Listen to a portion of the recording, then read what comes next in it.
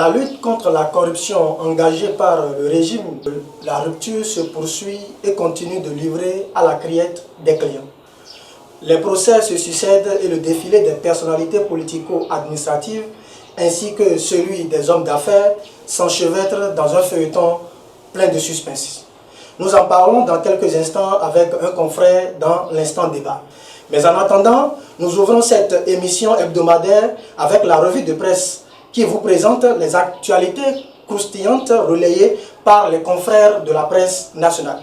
Si vous venez de nous rejoindre, mesdames et messieurs, merci de nous recevoir chez vous et tout de suite, la revue de presse.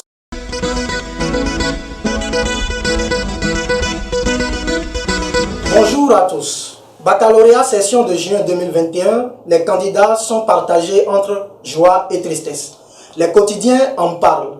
Diakpata d'entrée indique que la direction de l'office du bac livre un verdict de 64,42% au plan national. Pour le matinal, il s'agit là d'un record historique de 50 ans qui vient d'être battu. L'autre vision rapporte quant à lui que c'est le département du littoral qui vient en tête avec 73,44% de taux de réussite. Dans un autre registre, c'est le quotidien Le Déclic qui nous annonce que la semaine a été très tumultueuse à la criette puisque les juges ont écouté plusieurs personnalités politico-administratives dans différents dossiers. Le potentiel nous informe à ce sujet que dans l'affaire des 39 hectares, le préfet Kodia se lave les mains et fait des déballages qui font faire au ministre Dassigli une crise. Une crise en plein procès qui fait dire à l'Audace Info que Dassigli s'est adonné à un théâtre inouï à la criette. En attendant de savoir si, dans ce dossier, l'ex-maire de la commune d'Abomey-Calavi, Georges Bada, est effectivement blanchi, comme le rapporte en sa manchette le quotidien béninois Libéré, le Soleil Bénin Info trouve que pour l'heure, le mystère reste entier, puisque selon le matinal, le procès est renvoyé au 27 juillet prochain.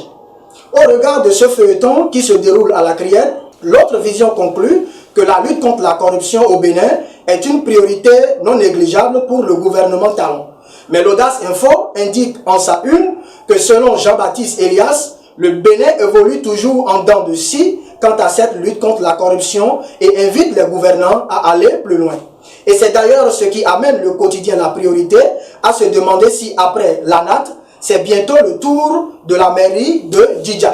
En pêle-mêle, l'autre vision indique qu'en fin de mandat à la Sénat, Emmanuel Tiando et ses collaborateurs disent au revoir au personnel, alors que dans le même temps, les nouveaux membres du conseil électoral ont prêté serment selon le quotidien Le Télégramme. Le quotidien Alternative nous rapporte qu'il n'y a plus de doute au sujet de l'alternance politique au Bénin en 2026. Il indique que le chef de l'État, Patrice Talon, donne un bel exemple à la communauté internationale en prenant l'engagement formel de ne pas briguer un troisième mandat. Pour finir, l'Alternative informe que l'intronisation du 15e roi de Dékamé, Sa Majesté Kpofon, a été une belle réussite grâce à l'implication personnelle du DG Bernard Amoussou et la participation de l'honorable Mathieu Adjovi. Ce sera tout pour aujourd'hui. D'ici là, portez-vous bien et surtout, ne zappez pas.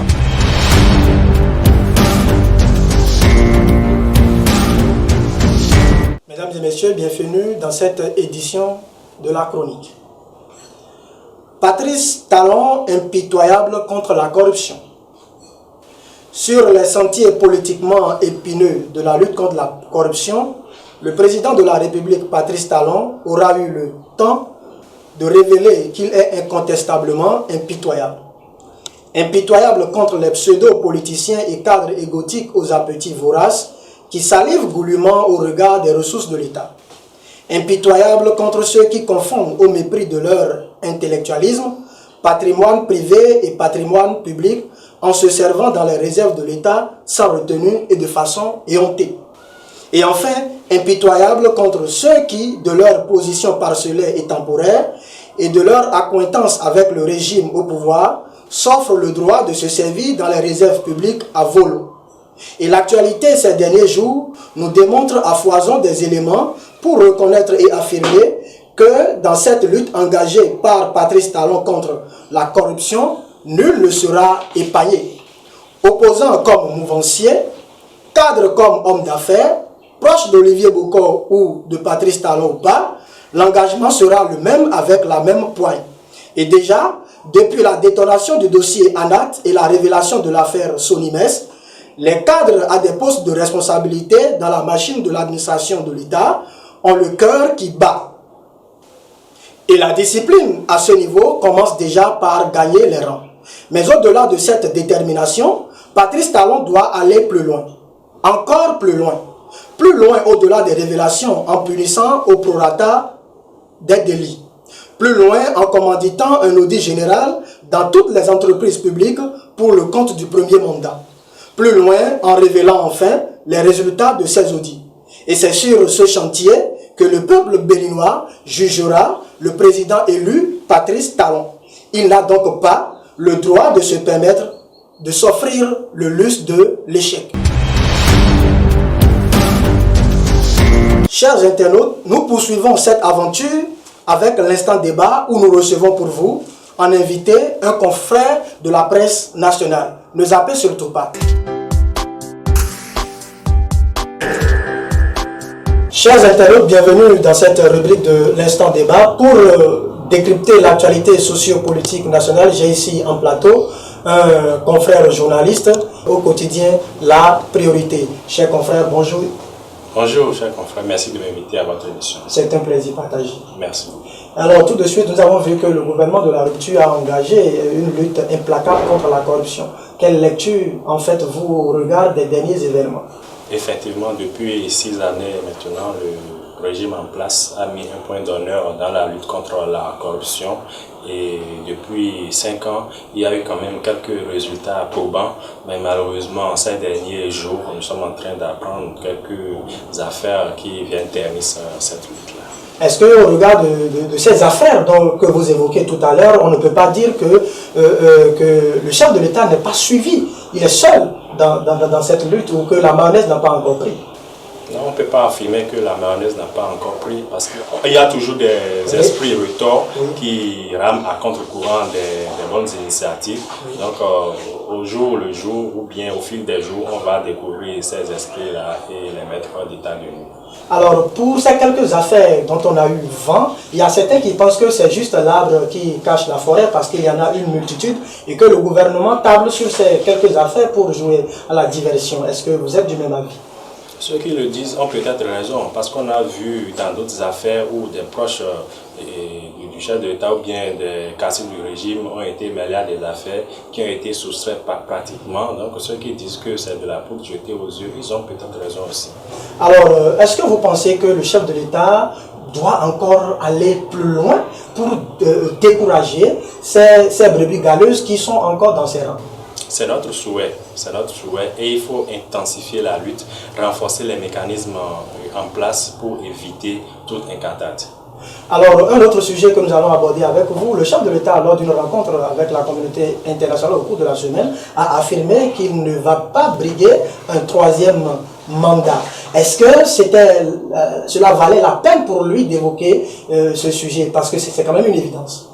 C'est une évidence et j'ai l'impression que le chef de l'État est en train de foncer sur une porte déjà largement ouverte.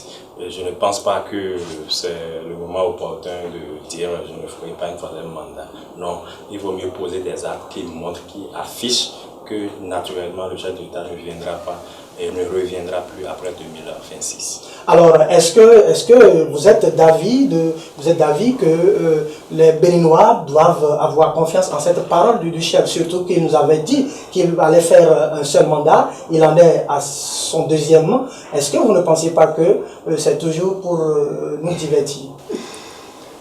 Et ceux qui sont un peu réticents ou bien qui appréhendent un troisième mandat ont raison, parce que le chef de l'État nous a déjà habitués, il a dit mandat unique en 2016, peu de temps après il a déjà visionné, finalement il a avisé, il est là aujourd'hui, et c'est normal qu'on puisse avoir peur, et dans le contexte environnemental où nous sommes aujourd'hui, la Côte d'Ivoire, Ouattara a dit la même chose, finalement il est en train de faire le troisième mandat un peu partout en Afrique. C'est légitime ces appréhensions-là. Donc, qu'on n'ait pas confiance à 100% à la parole du chef. Non, non, non, on attend 2026. Donc, le peuple attend aussi pour aviser. Oui, le peuple attend aussi pour aviser. Alors, un dernier sujet que nous allons aborder également avec vous ici en plateau, c'est les résultats du baccalauréat. Nous avons plus de 60% de taux de réussite. Comment est-ce que vous analysez ça? J'ai fait une petite analyse depuis hier quand j'ai eu les taux. C'est le meilleur résultat que nous avons là en 2021, après celui de 73, si je ne me trompe pas. Apparemment, on peut dire que c'est le système éducatif qui se porte bien quand on analyse de façon factuelle et ces résultats, parce que c'est à l'aune des résultats du bac qu'on peut apprécier si le système éducatif va bien ou pas. Mais est-ce que cela ne paraît pas une contradiction que lorsque les acteurs du système éducatif pensent que ça ne va pas et puis à la fin, on constate que tout va bien parce que le résultat confirme que tout va bien. Est-ce qu'il n'y a pas une contradiction entre ce que disent les acteurs et les résultats qui résultent du système? Effectivement, il y a une contradiction et on peut même dire que c'est l'arbre qui cache la forêt parce que notre système éducatif a plein de défis à relever et paradoxalement, on sort un taux de 64%. Bon, il y a matière à réfléchir un peu. Alors, est-ce que vous avez quelque chose à dire à l'endroit du chef de l'État ou des acteurs du système éducatif, puisque au supérieur aussi, il y a des réformes qui sont engagées. Est-ce que vous pensez que ces réformes seront de nature à renforcer les performances au niveau de nos universités?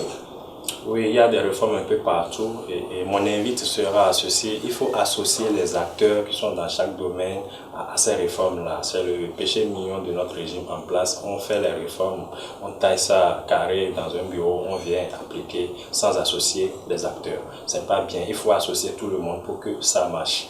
Et au secondaire, il y a la question des aspirants. Il faudrait qu'on puisse trouver enfin une solution pour que ce corps et comment on dit cette catégorie d'enseignants qui font majoritairement le gros lot du travail puissent être à l'aise. Merci, cher confrère Ignace Nathanayon. Merci d'être passé ici. Nous espérons vous recevoir très prochainement. Merci beaucoup, cher confrère. Merci, chers téléspectateurs. Si vous avez aimé, faites-le savoir et nous vous donnons rendez-vous samedi prochain pour un autre numéro avec le même engagement et la même détermination. D'ici là, portez-vous bien.